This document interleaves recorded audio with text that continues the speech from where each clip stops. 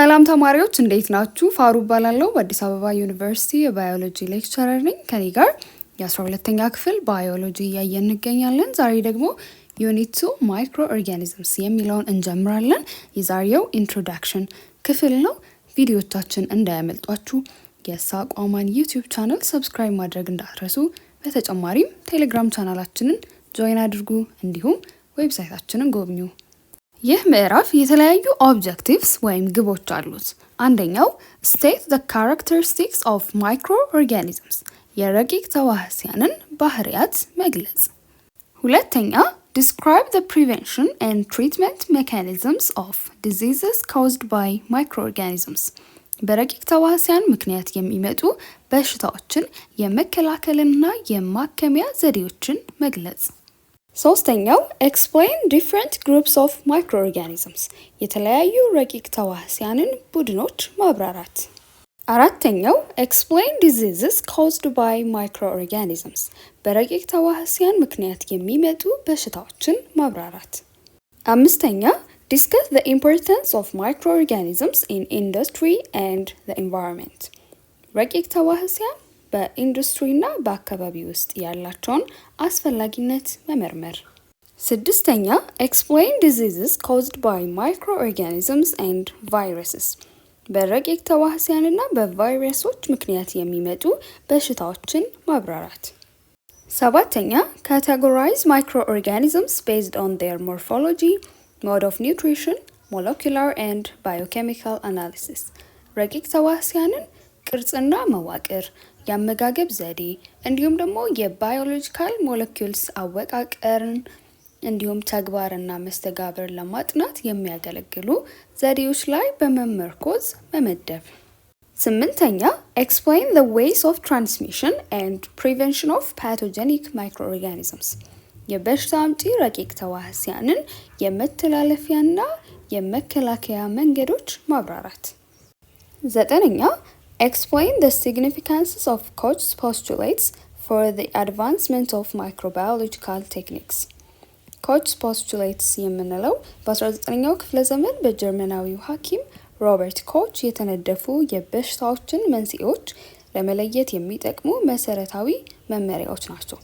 ስለዚህ እነዚህ መመሪያዎች ለማይክሮባዮሎጂ ወይም ደግሞ ለረቂቅ ተዋህሲያን ጥናት ዘዴዎች እድገት ያላቸውን ጠቀሜታ ማብራራት። አስረኛ apply the principles of microbiological techniques የረቂቅ ተዋህሲያን ጥናት ዘዴ መርሆችን መተግበር። 11ኛ discuss the economic importance of microorganisms ስለ ረቂቅ ተዋህሲያን ኢኮኖሚያዊ ጠቀሜታ መመርመር። 12ኛ appreciate the various uses or application of microbiology in daily life በዕለት ተዕለት ህይወት ውስጥ የረቂቅ ተዋህሲያን ጥናት የተለያዩ አጠቃቀሞችን ወይም አተገባበርን ማድነቅ። አሁን ደግሞ self assessment questions ወይም ራስን የመገምገሚያ ጥያቄዎችን እንሰራለን። How do you define microorganisms? ረቂቅ ተዋህሲያንን እንዴት ትገልጻላችሁ? ሁለተኛ Why is microscopic life vital for all life on Earth? ማይክሮስኮፒክ ላይፍ ማለት በአይን ለመታየት በጣም የሚያንሱ ፍጥረታትን ነው የሚያመለክተው። ስለዚህ ማይክሮስኮፒክ ላይፍ ለምን በምድር ላይ ላለው ህይወት ሁሉ አስፈላጊ ሆነ? Where do microorganisms live? ረቂቅ ተዋህሲያን የት ነው የሚኖሩት? And why is it important to study microbiology?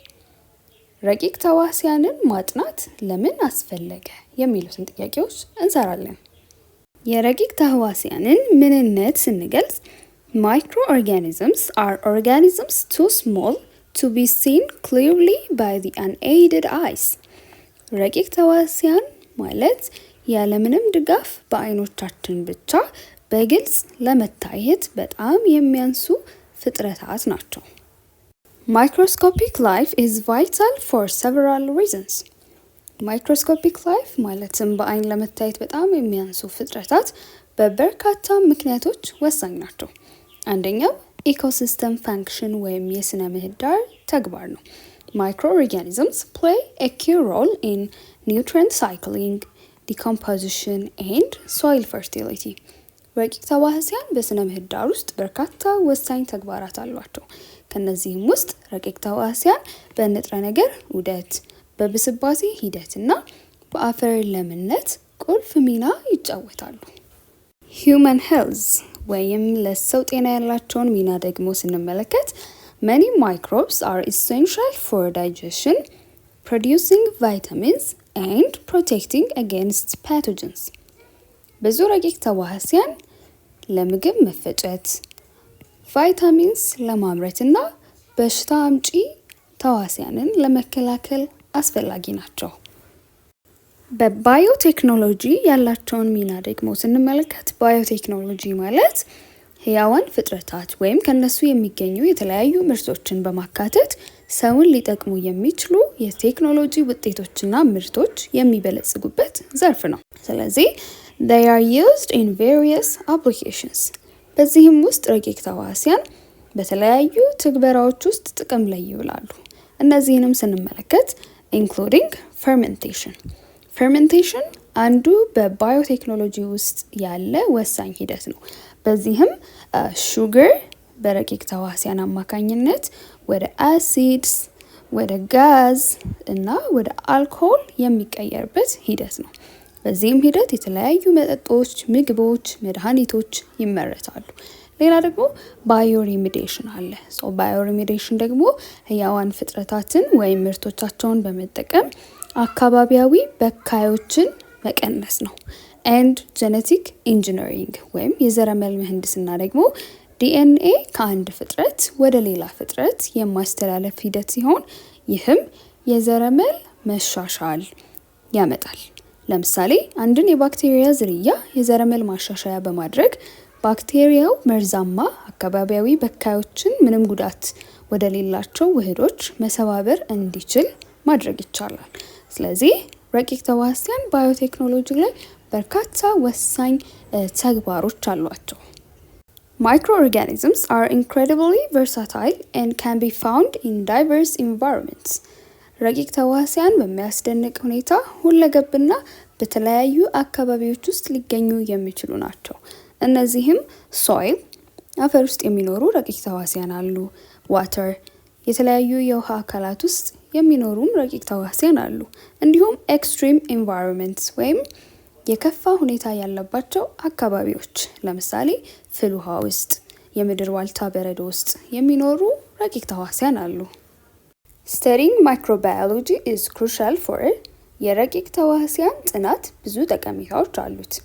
Health and medicine ወይም ጤናና ሕክምና ውስጥ ብንመለከት understanding pathogens and developing treatments የረቂቅ ተዋሲያን ጥናት የበሽታ አምጪ ተዋሲያንን ምንነት በመረዳት በሽታን ለመከላከል ወይም ለማከም የታለሙ አዳዲስ የሕክምና ዘዴዎችን፣ ክትባቶችን፣ መድኃኒቶችን ለማበልጸግ ያስችላል። Environmental science የአካባቢ ሳይንስ ዘርፍ ውስጥ ደግሞ investigating the role of microbes in ecosystems and bioremediation የረቂቅ ተዋሲያን ጥናት ተዋሲያን በስነ ምህዳርና በባዮሪሚዴሽን ውስጥ ያላቸውን ሚና ለመመርመር ይጠቅማል። ተዋሲያን በተለያዩ ሂደቶች ለምሳሌ በዲኮምፖዚሽን ወይም በማበስበስ ሂደት፣ በንጥረ ነገር ዑደት ያላቸውን አስተዋጽኦ ለማጥናት እንዲሁም ደግሞ የተለያዩ አካባቢያዊ በካዮችን ለማጽዳት እንዴት ተዋሲያንን መጠቀም እንደሚቻል ለማጥናት ይጠቅማል። ሌላ ደግሞ በአግሪካልቸር ወይም በግብርና enhancing soil health and crop production through beneficial microbes የረቂቅ ተዋሲያን ጥናት ጠቃሚ በሆኑ ተዋሲያን አማካኝነት የአፈርን ጤናና የሰብል ምርትን ማሳደግ ያስችላል። ተጨማሪ ጥያቄዎች ደግሞ ይኖሩናል።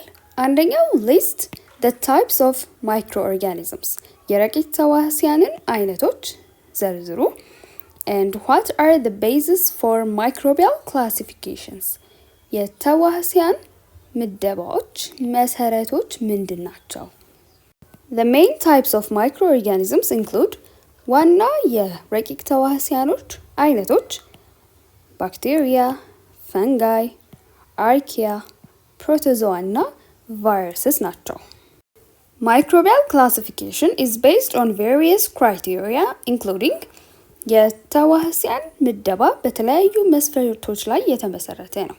የተወሰኑትን ብንመለከት አንደኛው ሞርፎሎጂ ነው።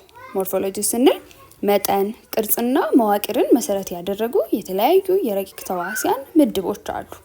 ሁለተኛ ደግሞ ጄኔቲክ ካራክተሪስቲክስ ወይም የዘረመል ባህሪያቶች፣ ለምሳሌ የዘረመል ተዛማጅነትን መሰረት ያደረጉ የተለያዩ የተዋሲያን ምድቦች አሉ። ሶስተኛ ሜታቦሊክ ፕሮፐርቲስ ማለትም ኃይል የሚያገኙበት መንገድ፣ የኦክሲጅን ፍላጎት እና ፈርሜንቴሽን የማካሄድ ችሎታን መሰረት ያደረጉም የተለያዩ ምድቦች አሉ። አራተኛው ደግሞ ኢኮሎጂካል ሮልስ ነው።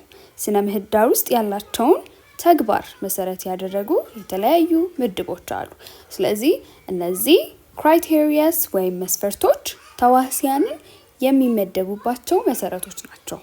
ይህ ምዕራፍ ስለ ማይክሮ ኦርጋኒዝምስ የምትማሩበት ስለሆነ እስካሁን የሰራናቸው ጥያቄዎች ስለ ረቂቅ ተዋሲያን ያላችሁን መሰረታዊ እውቀት ለመገምገምና ለማስታወስ ያግዛችኋል። አሁን ደግሞ የማይክሮ ኦርጋኒዝምስ ኦቨርቪው ወይም ደግሞ የረቂቅ ተዋሲያን አጠቃላይ እይታ ይኖረናል። ማይክሮ ኦርጋኒዝምስ are organisms too small to be seen clearly by the unaided eyes። ረቂቅ ተዋሲያን ያለምንም ድጋፍ በአይኖቻችን ብቻ በግልጽ ለመታየት በጣም የሚያንሱ ፍጥረታት ናቸው። ማይክሮ means very small, anything so small that it must be viewed with a microscope, which is an optical instrument used to observe very small objects.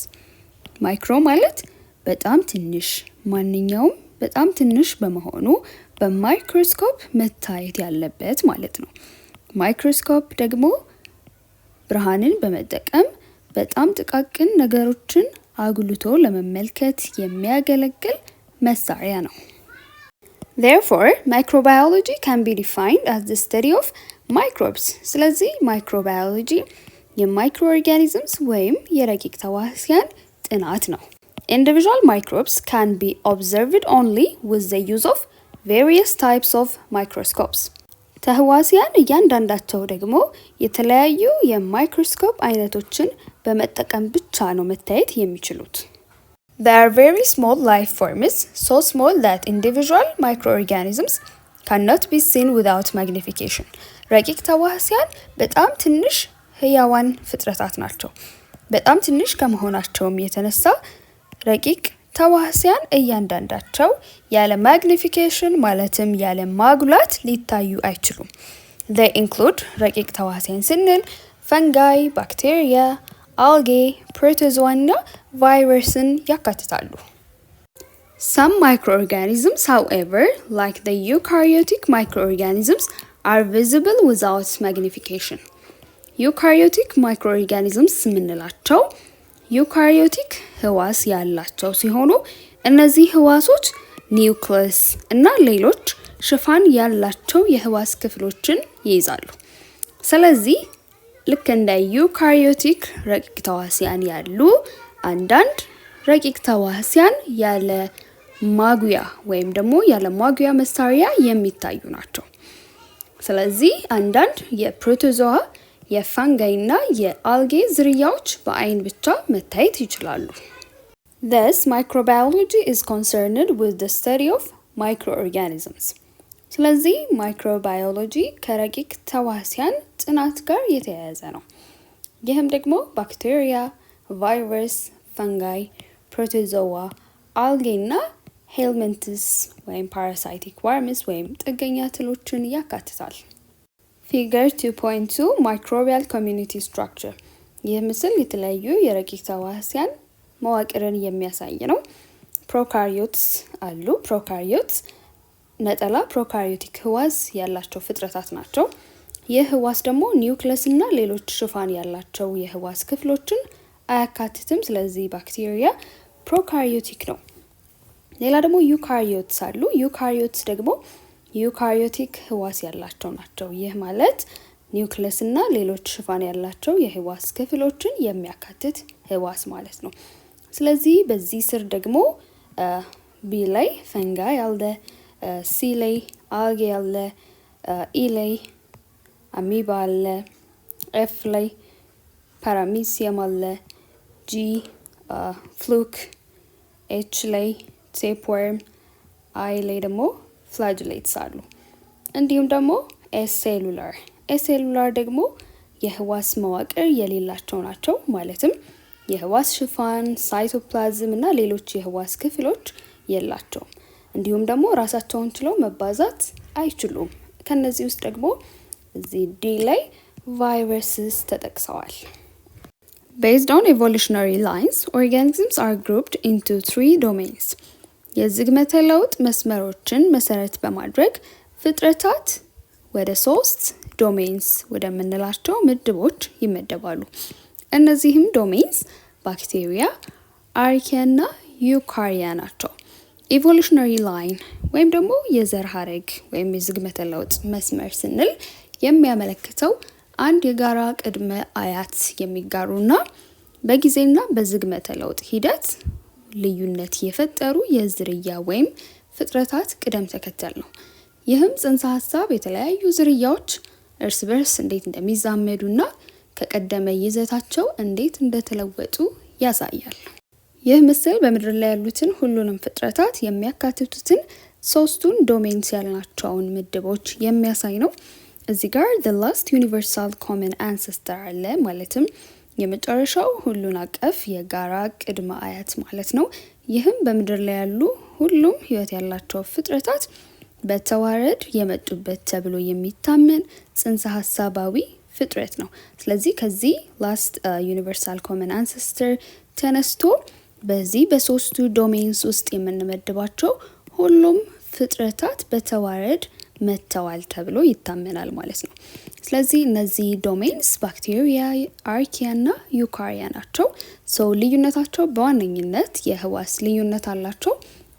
ባክቴሪያ የምንላቸው ፕሮካሪዮቲክ ነጠላ ህዋስ ያላቸው ሲሆን አርኪያም የምንለው ደግሞ ፕሮካሪዮቲክ ነጠላ ህዋስ ያለው ነው። ነገር ግን በዘረመል ደግሞ ከባክቴሪያ የተለዩ ናቸው። ዩካሪዮታ ደግሞ የምንለው ዩካሪዮቲክ ህዋስ አላቸው ማለት ነው። ፕሮካሪዮቲክ ያልናቸው ባክቴሪያ እና አርኪያ በህዋሶቻቸው ውስጥ ኒውክለስ እና ሌሎች ሽፋን ያላቸው የህዋስ ክፍሎችን አይዙም። ዩካሪያ ያልናቸው ደግሞ በህዋሳቸው ውስጥ ኒውክለስ እና ሌሎች ሽፋን ያላቸው የህዋስ ክፍሎች ማለትም ሜምብሬን ባውንድ ኦርጋኔልስ ምንላቸው ማይቶኮንድሪያ፣ ኢንዶፕላዝሚክ ሬቲኩለም እና ጎልጂ ቦዲስን ይይዛሉ። ስለዚህ ባክቴሪያ ውስጥ እነዚህ ፍጥረታት ይካተታሉ። አርኪያ ውስጥ ደግሞ እዚህ ጋር በቀይ የተጻፉትን ፍጥረታት የሚያካትት ነው። ዩካሪያ ደግሞ ስንል እነዚህን ፍጥረታት የሚያካትት ነው። ስለዚህ እነዚህ ሁሉም ምድር ላይ ያሉትን ፍጥረታት በ3 ዶሜንስ ይመደባሉ ማለት ነው። ይህ ምስል ዩኒቨርሳል ፋይሎጀኔቲክ ትሪ ኦፍ ላይፍ ይባላል። ማለትም የዘረመል መረጃ ላይ የተመሰረተ በፍጥረታት መካከል ያለውን የዘር ሐረግ ወይም ደግሞ የዝግመተ ለውጥ መዛመድ የሚወክል ምስላዊ መግለጫ ማለት ነው። ኮንስትራክት የተደረገው ወይም የተገነባውም ደግሞ from small subunit of RNA gene sequence analysis ወይም ጥናት ነው። ራይቦዞም የምንለው ሁሉም የአዋን ፍጥረታት ህዋስ ውስጥ የሚገኝ ለፕሮቲን ግንባታ አስፈላጊ የሆነ የህዋስ መዋቅር ነው። ስለዚህ ስሞል ሰብ ዩኒት ራይቦዞማል አርኤንኤ ደግሞ የራይቦዞም አካል ነው።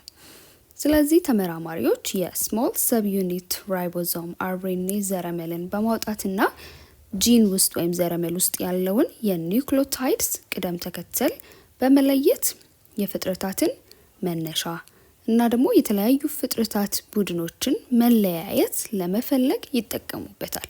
ስለዚህ ይህ ስሞል ሰብ ዩኒት ራይቦዞማል አርኤንኤ በሁሉም ፍጥረታት መካከል ያለውን የዘር ሐረግ መዛመድ ለማጥናት የሚጠቅም ምልክት ማድረጊያ ነው። ስለዚህ እዚህ ጥናት ላይ መሰረት በማድረግ ነው ማለት ነው እነዚህ የተለያዩ የፍጥረታት ዶሜንስ ወይም ምድቦች የተገነቡት፣ እንዲሁም በእነሱ ስር ያሉትም ደግሞ የተለያዩ ፍጥረታት የተለዩት ማለት ነው። የዛሬው ኢንትሮዳክሽን ክፍል ይህንን ይመስል ነበረ። በዚሁ አጋጣሚ ቪዲዮዎቻችን እንዳያመልጧችሁ የሳቋማን ዩቲዩብ ቻናል ሰብስክራይብ ማድረግ እንዳትረሱ። ስለኛ በደንብ ማወቅ ከፈለጋችሁ ደግሞ ቴሌግራም ቻናላችንን ጆይን አድርጉ፣ እንዲሁም ዌብሳይታችንን ጎብኙ። በቀጣይ ክፍል ደግሞ የዚህ ዩኒት የመጀመሪያ ንዑስ ርዕስ ዩ ባክቴሪያ እንጀምራለን። እስከዛው ሰላም ቆዩኝ።